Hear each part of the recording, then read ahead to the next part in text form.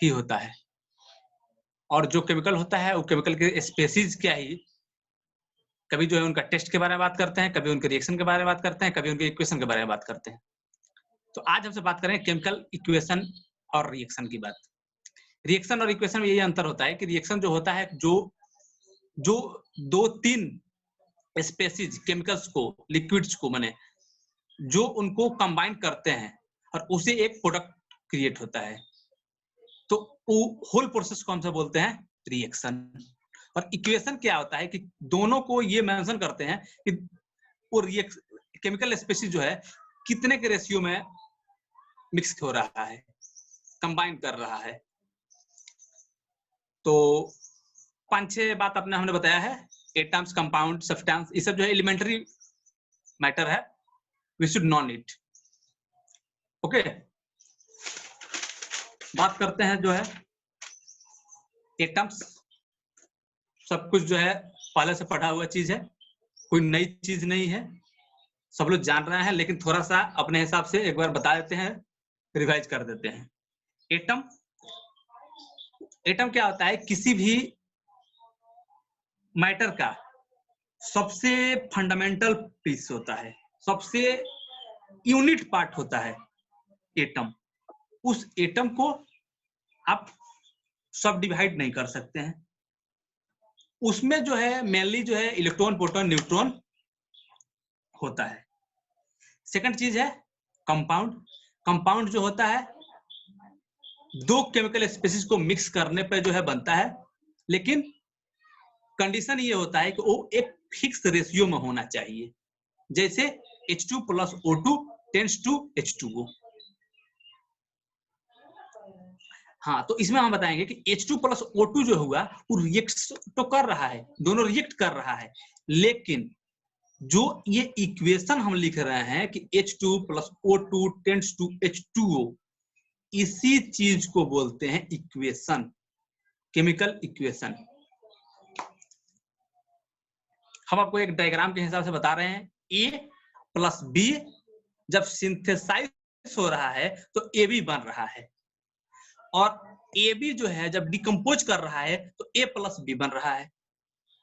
ये टाइप से कभी कभी क्या होता है कि कोई दो स्पेसीज को कंबाइन करते हैं, कभी जो है एक स्पेसीज होता है उसको ब्रेक करते हैं, कभी 2 से ज्यादा 3 होता है उसको जो है हम फिर से रिएक्ट करते हैं सिंगल रिप्लेसमेंट में, और फिर कभी कभी ऐसा होता है कि पहले से कंपाउंड टाइप में होता है और उनको फिर से रिएक्ट करते हैं, वो होता है डबल डिस्प्लेसमेंट, रिप्लेसमेंट जो है। तो इसलिए यहाँ पे यूज किया जा रहा है कि कभी भी जब दो चीज जैसे AB प्लस C को कंबाइन किया जा रहा है, लेकिन इसमें हो क्या रहा है कि AC जो है कंबाइन हो रहा है और B जो है वो रिप्लेस कर जा रहा है। पहले जो था रिएक्टेंट जब था तो AB एक साथ थे, AB रिएक्ट करके एक अपने आप में प्रोडक्ट बना था जब A + B कंबाइन किया था, लेकिन जब ये C के साथ किया रिएक्शन तो ये रिप्लेस हो जा रहा है। डिपेंड करता है उनके कैरेक्टर्स पे। ठीक है, नेक्स्ट अब बात करेंगे हम जो है chemical reaction as the definition given in the text. Chemical reaction is the rearrangement of atoms to form a new substance. पहले से कोई भी रिएक्शन जब होता है, कोई भी स्पेसीज जब मिक्स होता है तो हमेशा जो है नॉन अरेंजमेंट में रहता है, अरेंजमेंट में नहीं रहता है, किसी भी फॉर्म में होता है। मान के चलो H2 हो गया और O2 हो गया, लेकिन जब फॉर्मेशन कर रहा है तो H2O फॉर्मेशन हो रहा है। तो H2O जब फॉर्मेशन कर रहा है तो जब प्रोडक्ट बन रहा है तो O का जो है एटम्स कितना हो रहा है? केवल एक। और इधर क्या है रिएक्टेंट में? H2 है और O2 है। ये हाइड्रोजन और ऑक्सीजन के दो दो एटम्स हैं। तो इसी चीज को जब हम सब एज इन अरेंजमेंट मेथड में जब करते हैं तो उनको बोलते हैं केमिकल रिएक्शन। केमिकल रिएक्शन में होता क्या है? एटम्स का अरेंजमेंट होता है। Atoms are not created, atoms are not destroyed, atoms are shuffled. In the other words, we can say that atoms cannot be created nor be destroyed. It is transferred from one form to another. Like H2 plus O2 tends to H2O. Hydrogen और oxygen को mix करने पर जो है हम we got H2O as a water. दोनों जो है हाइड्रोजन है और ऑक्सीजन है, दो स्पेसीज है अलग अलग, लेकिन जब इनको रिएक्ट करा रहे हैं तो एक H2O निकल रहा है. तीसरा चीज, हाँ, दूसरा डिफरेंस ये है कि दोनों जो है H2 और O2 जो है हमेशा गैस के फॉर्म में हो रहे हैं और H2O जब क्रिएट हो रहा है लिक्विड के फॉर्म में हो रहा है. ये भी चीज है. ठीक है, अब आगे बढ़ते हैं. एटम्स हमने बताया, इसके बाद आपको बताते हैं एलिमेंट. हाँ, ये भी जो चीज है chemical reaction involve rearrangement of atoms इन, वही बात फिर से इसमें बताया जा रहा है कि chemical reaction involve rearrangement of atoms in substances to form new substance. Reaction कहते ही उसी चीज को है जब 2, 3, 4 स्पेसीज जब एक बार में मिक्स करते हैं और उससे जो है एक न्यू सब्सटेंस का फॉर्मेशन होता है. न्यू सब्सटेंस का जब फॉर्मेशन होता है उस समय ही हम बोलेंगे कि दो स्पेसीज मिल करके एक तीसरे स्पेसीज का फॉर्मेशन कर रहा है. जैसे CH4 plus O2 tends to CO2 plus H2O. CH4 और O2 जब रिएक्ट कर रहे हैं तो इनसे प्रोडक्ट क्या मिल रहा है, CO2 प्लस H2O. अब इसमें एक बात बताना चाहेंगे, जो CH4 प्लस O2 है, जो species at the initial time, the species which are mixing together to form a new substance, that is called reactant. And the other substance that we get on reaction, after reaction, that is called product. एक arrow इसमें use किया जा रहा है. Arrow का मतलब होता है कि उस समय वो जो है एक रिएक्शन का जो है सिंबलाइज कर रहा है कि इसके पहले जो लेफ्ट हैंड साइड में है वो स्पेसीज को यूज किया गया है, उनको मिक्स किया गया है, और एरो जो है बता रहा है कि उस समय एक रिएक्शन कर रहा है और रिएक्शन करने के बाद CO2 प्लस H2O फॉर्मेशन हो रहा है. ठीक है, क्लियर है. अब आगे बढ़ते हैं. अलग अलग जो है रिएक्शंस का जो है यहाँ पे हमने एग्जांपल दिया है.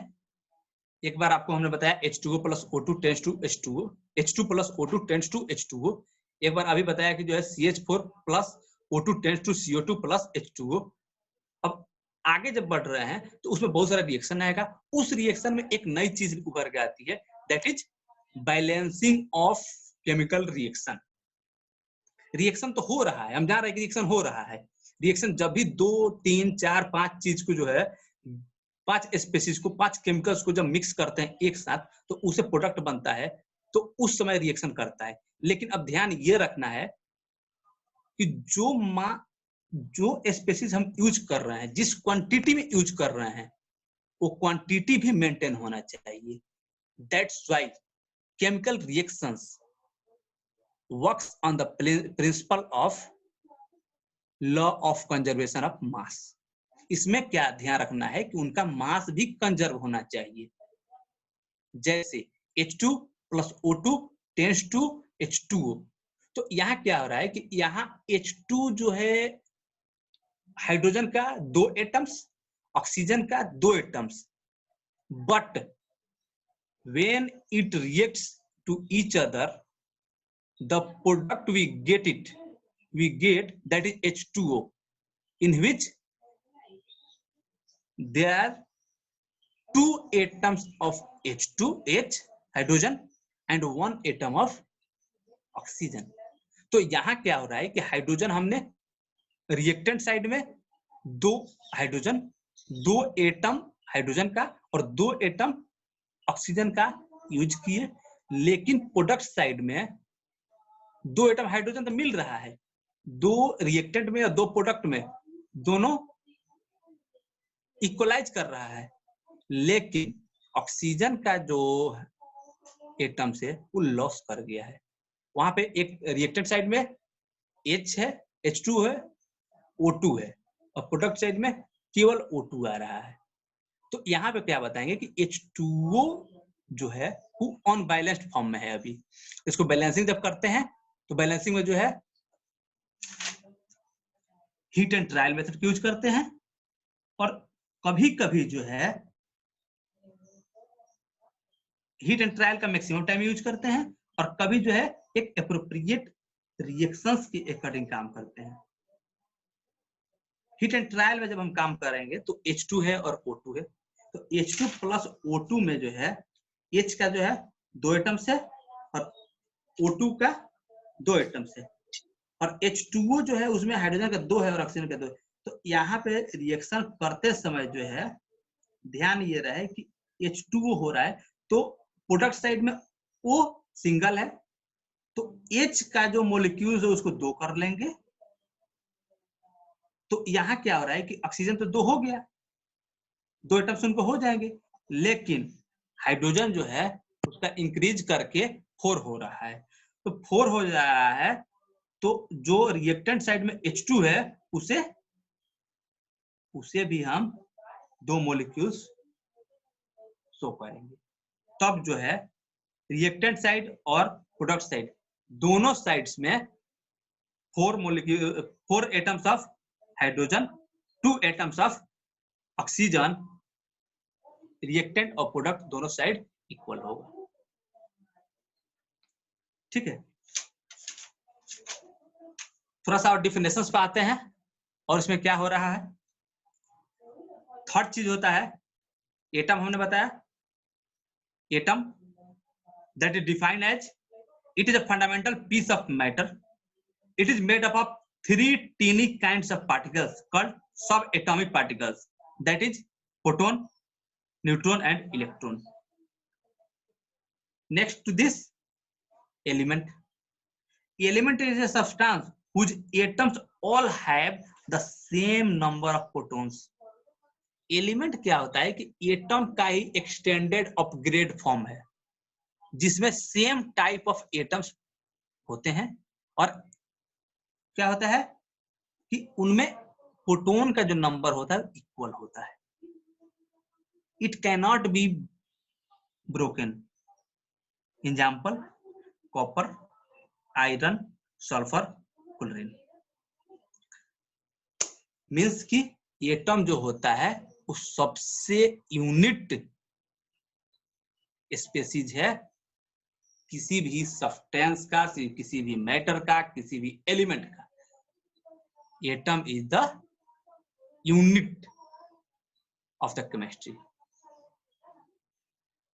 केमिकल रिएक्शन को जो है जब डिफाइन करेंगे तो केमिकल रिएक्शन जो है एक ऐसा रिएक्शन जिसमें प्रोडक्ट फॉर्मेशन करता है on application of reactants. Okay, तो it is defined as whenever a chemical change occurs, we can say that a chemical reaction takes place. कोई भी केमिकल चेंज होता है तो उस समय केमिकल रिएक्शन होना ही होना है 100%।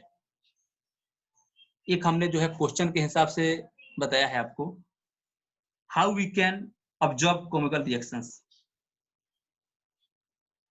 I am defining this question by we can observe chemical reaction by observing change in state, color, by the evolution of gas or by change in temperature. कोई भी रिएक्शन कब हो रहा है कब नहीं हो रहा है ये कैसे पता चलेगा? ये पता चलेगा कि उसका स्टेट चेंज कर रहा है कि नहीं, उसका कलर चेंज कर रहा है कि नहीं, उसमें टेम्परेचर का चेंज हो रहा है कि नहीं, गैस का इवॉल्वमेंट हो रहा है कि नहीं, एवोल्यूशन कर रहा है कि नहीं। ठीक है। नेक्स्ट देखते हैं, इसमें कुछ स्टेट्स होते हैं जो भी रिएक्शन करता है, तो ये जरूरी नहीं है कि सॉलिड ही केवल रिएक्ट करता है। सॉलिड, लिक्विड, गैस, एक्वस, चारों चीज जो है वो रिएक्ट करता है, और रिएक्शन के बाद एक प्रोडक्ट का फॉर्मेशन होता है, और दोनों रिएक्शन और रिएक्टेंट्स और प्रोडक्ट के बीच एक रिलेशन होता है। उस रिलेशन को केमिकल इक्वेशंस के फॉर्म में शो आउट किया जाता है। And all the chemical reactions have a chemical equation that must be in balanced form, that is called balanced equation। तो बैलेंस इक्वेशन क्या होता है? बैलेंस इक्वेशन एक ऐसा इक्वेशन होता है जिसमें रिएक्टेंट में जितना एटम्स रहता है, अगर H2O का एग्जांपल लिख लेते हैं, H2O H2 plus O2 tends to H2O, तो यहाँ हाइड्रोजन का 2 एटम है रिएक्टेंट साइड में, और प्रोडक्ट साइड में 2 है, ठीक है। ऑक्सीजन का 2 एटम है रिएक्टेंट साइड में, लेकिन प्रोडक्ट साइड में 1 ही है। तो ये क्या है? ये अनबैलेंस्ड है, तो इसको बैलेंस करना होगा, क्योंकि बैलेंस जब करेंगे तो ये एक स्टेबल फॉर्म में रहेगा। तो इसको बैलेंस करने के लिए क्या करेंगे कि जो प्रोडक्ट में H2O है उसका 2 मॉलिक्यूल्स उसको कर देंगे। अब ये के मॉलिक्यूल्स है, जब 2 मॉलिक्यूल्स करेंगे तो हाइड्रोजन का जो एटम है वो 2 से 4 हो जाएगा। तो 2 से 4 होने पर क्या करेंगे, जो रिएक्टेंट साइड है उस रिएक्टेंट साइड का जो H2 है उसे 2 मॉलिक्यूल्स इसका भी इंक्रीज करेंगे, तो वो 4 हाइड्रोजन उसका भी हो जाएगा। तो now we can say that 2H2O plus O2 tends to 2H2O. Now it is a balanced equation, and this is called balancing. Now I am defining this term, balanced equation. A balanced equation is one in which the number of atoms on the reactant and product side is equal. जो हम अभी H2O में आपको समझाए, H2 plus O2 tends to H2O, उसमें भी हम यही बताने की कोशिश किए कि हाइड्रोजन का, ऑक्सीजन का, दोनों का जो एटम्स है उनका नंबर रिएक्टेंट साइड में और प्रोडक्ट साइड में दोनों साइड इक्वल होना चाहिए। अगर इक्वल है तब we will call it balanced equation, otherwise unbalanced equation. इसके बाद जो है बात करते हैं कि आखिर बैलेंस करते कैसे हैं, उनका क्या मेथड है, तो उसको कहते हैं हम बैलेंसिंग ऑफ इक्वेशन। इसका 2 मेथड है, हीट एंड ट्रायल से एक यूज करते हैं और एक उसका सिस्टमैटिक ढंग से किया जाता है। हीट एंड ट्रायल में क्या होता है, कभी कभी जो है जो अपने मन से करते हैं। H2O में क्या होता है, H2 प्लस O2 में तो एक फिक्स नंबर रखे और उसे जो है उनका रिएक्टेंट और प्रोडक्ट जो है दोनों इक्वल हो जाता है। अब एक आपको एग्जांपल हम दिखा रहे हैं कि बैलेंसिंग कैसे, केमिकल इक्वेशन का एक बैलेंसिंग करके। CH4 प्लस 2O2, ये आपको जो दिख रहा है वो बैलेंस्ड फॉर्म में है। इसका ओरिजिनल फॉर्म क्या होता है, इसका ओरिजिनल फॉर्म होता है CH4 plus O2 tends to CO2 plus H2O। यहां हम बात करेंगे कि कार्बन जो है रिएक्टेंट साइड में 1 है, प्रोडक्ट साइड में 1 है, ठीक है। हाइड्रोजन जो है रिएक्टेंट साइड में 4 है और प्रोडक्ट साइड में 2 है। तो इस जगह पे जो है इट इज अनबैलेंस्ड। तो क्या करेंगे कि H2O में 2 मॉलिक्यूल्स का यूज करेंगे, तो इसे कर देंगे 2H2O। 2H2O करने के बाद क्या हो रहा है कि ऑक्सीजन जो है उनका एटम्स जो प्रोडक्ट साइड में 1 था वो 2 हो जा रहा है, तो फिर ये अनबैलेंस हो गया। तो फिर क्या करेंगे कि रिएक्टेंट साइड का जो O2 है उसे 2O2 करेंगे, तो 4 एटम्स उसका हो जाएगा। तो 4 एटम्स होने के बाद जो है ऑक्सीजन भी इक्वल हो गया, H भी इक्वल हो गया, C भी इक्वल हो गया। Now CH4 plus 2H2O 2O2 sorry CH4 plus 2O2 tends to CO2 plus 2H2O. Now this is a balanced equation of these chemical reaction. ठीक है,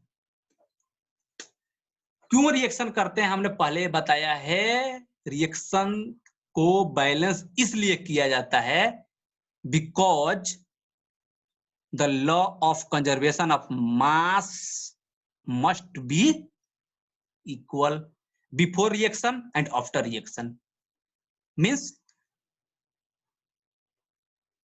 रिएक्टेंट साइड में जो उसका मास होगा, उस रिएक्टेंट्स में जो केमिकल स्पेसीज का मास रिएक्टेंट्स में होगा, वही मास प्रोडक्ट साइड में भी होना चाहिए।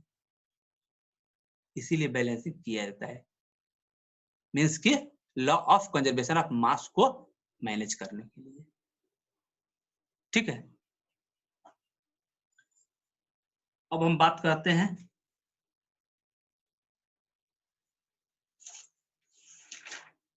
आगे बात करेंगे हम सब जो है एक केमिकल इक्वेशन को बैलेंस जो है हमने बताया कि एक ट्रायल मेथड होता है और एक ईरर एंड सिस्टम होता है। Error and system of linear equation means कि जो इक्वेशंस हम पढ़े हैं उस इक्वेशंस के अकॉर्डिंग जब बात होती है तो वो होता है error and system of linear equation. और दूसरा जब अपने मन से हम कोई भी वैल्यू पुट करके रिएक्शन को बैलेंस करते हैं तो उसे बोलते हैं हीट एंड ट्रायल मेथड। ठीक, एक जो है और आपको बैलेंसिंग ऑफ केमिकल इक्वेशन जब करते हैं तो मास जो होता है हमेशा इक्वल होता है। दूसरा चीज मास can not be created nor be destroyed, एक बात। और दूसरा बात होता है atoms can not be created nor, means कि मास और एटम जो है एक दूसरे का कोरिलेट है, ना ही एटम क्रिएट और डिस्ट्रॉय होता है, ना ही मास क्रिएट और डिस्ट्रॉय होता है। That's why we must be confirmed about the chemical reaction that during the balancing of chemical equations there must be the equalization of mass before the reaction and after the reaction. That is law of mass, law of conservation of mass be equal every time. Okay, आज इतना करते हैं, next का topic जो है next part में करेंगे। Okay, thank you.